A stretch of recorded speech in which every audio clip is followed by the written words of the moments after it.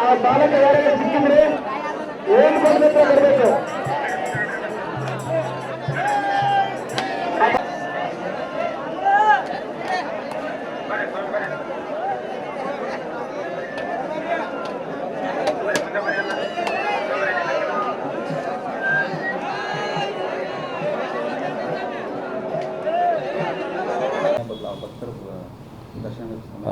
ಅಂಜನಾದ್ರಿಯಲ್ಲಿ ಈ ವರ್ಷ ಸ್ವಲ್ಪ ಬಿಸಿಲು ಜಾಸ್ತಿ ಇರೋದರಿಂದ ನ್ಯಾಚುರಲಿ ಎಲ್ಲ ಕಡೆಗೂ ಕೂಡ ಸ್ವಲ್ಪ ಸಮಸ್ಯೆಗಳು, ಆರೋಗ್ಯದ ಸಮಸ್ಯೆಗಳು ಕಾಣ್ತಾ ಇದೆ. ಹಾಗಾಗಿ ಬೆಳಗ್ಗೆ 11ರ ಒಳಗಡೆ ಮಾತ್ರ ಮೇಲೆ ಹೋಗೋದಕ್ಕೆ ಮತ್ತು 4 ಗಂಟೆ ನಂತರದಲ್ಲಿ ಹೋಗೋದಕ್ಕೆ ಒಂದು ಸಮಯ ಬದಲಾವಣೆ ಮಾಡಿ ಆದೇಶವನ್ನು ಹೊರಡಿಸ್ತಾ ಇದ್ದೀವಿ. ಅಲ್ಲ, ಈಗ ನಮಗೆ ಏನಾಗ್ತಾ ಇದೆ, ಬಿಸಿಲು ಜಾಸ್ತಿ ಇದೆ, ಡಿಹೈಡ್ರೇಷನ್ ಆಗಿ ಅವರಿಗೆ ಸಮಸ್ಯೆಗಳಾಗೋ ಸಾಧ್ಯತೆ, ನಿರ್ಜಲೀಕರಣ ಆಗ್ತದೆ.